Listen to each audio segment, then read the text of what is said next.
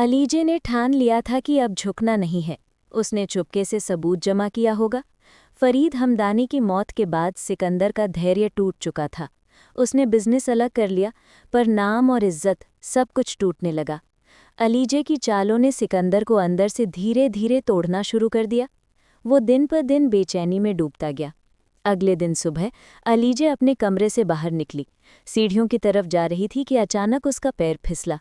वो नीचे आकर गिरी और सर से खून बहने लगा। घर में चीख चिल्लाहट फैल गई।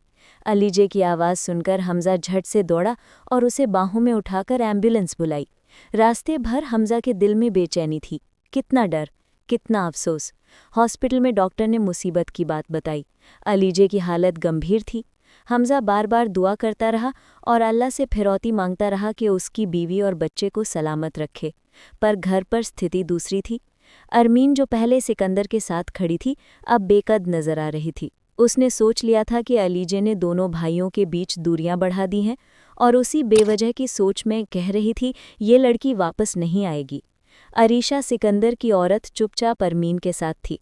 उसकी आंखों में किसी तरह का सुकून नहीं था, बस तेज सा घमंड था। रात लंबे इंतजार के बाद जब डॉक्टर निकले तो हमजा की सांसें थम सी गईं।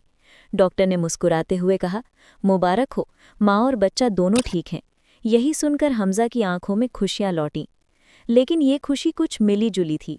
अलीजे के पास पहुंचकर हमजा ने देखा कि उसका चेहरा पिचा हुआ है, पर उसने जिंदगी की लड़ाई जीती थी। अरमीन ने फिर से सोच बदली। जब उसे पता चला कि बच्चा बच गया है तो उस पागल फैसले पर पछतावा जो उसने दिल में पाल रखा था। पर उस पछतावे को मिटाना आसान नहीं था। उसकी खामोशी में गुनाह का बोझ था। कुछ दिनों बाद अरमीन ने अलीजे के पास आकर आंखों में नमी लेकर कहा, बेटी, मेरी बड़ी भूल रही, मुझे माफ़ कर देना। अलीजे ने दर्द भरी मुस्कान दी और कहा, अम्मी, बस अब बच्चा ठीक है, यही काफ़ी है। अलीजे की आंख खुलते ही उसने पूरी ताकत से चिल्लाया। वो जिंदा थी और उसकी आवाज़ ने हमजा को जगा दिया। जब हमजा उसके पास पहुंचा तो उसने बेहोश व्यक्ति के इर्द गिर्द खड़े गुंडों को देखा। वहीं पर एक ने डर के मारे कबूल कर दिया कि इसे सिकंदर ने भेजा था। हमजा का रंग उड़ गया। उसने तुरंत पुलिस को बुलाया। गुंडे की पिटाई के बाद वो सच बोल पड़ा। सिकंदर साहब ने कहा था, उनका बच्चा जिंदा नहीं रहना चाहिए। अलीजे ने हमजा को सब कुछ बताया। उसने मोबाइल पर वो वीडियो दिखाई जिसमें उसकी बहन अनुषा की ताज़ा बात थी। उसने बताया था कि सिकंदर ने कैसे उसकी बहन की ज़िंदगी बर्बाद की थी। वीडियो में अनुषा की आवाज़, उसकी दास्तान, हर बात साफ दिख रही थी। हमजा की आंखों में आग सी जग गई। उसने फौरन पुलिस को बुलाया और सबूत पेश किए। पुलिस ने सबूतों की तहकीकात की और जल्द ही सिकंदर के खिलाफ चार्ज फाइल हो गए। कोर्ट की कार्यवाही के बाद जब सिकंदर के पुराने करतूत और नकली दस्तावेज सामने आए तो न्याय ने अपना फैसला सुनाया। सिकंदर को गिरफ्तारी हुई और वो सलाखों के पीछे पहुंच गया। उसकी चालों ने उसे ही तबाह कर दिया था। सिकंदर की जमानत की हर कोशिश नाकाम हुई। जेल में बैठा सिकंदर धीरे धीरे पागलपन की कगार पर पहुंच गया। उसे अब अपनी गलतियों का एहसास हुआ, पर पछतावा देर से आता है।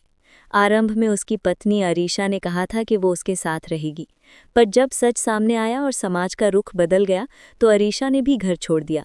उसने कहा, मैं इस सब में नहीं रह सकती।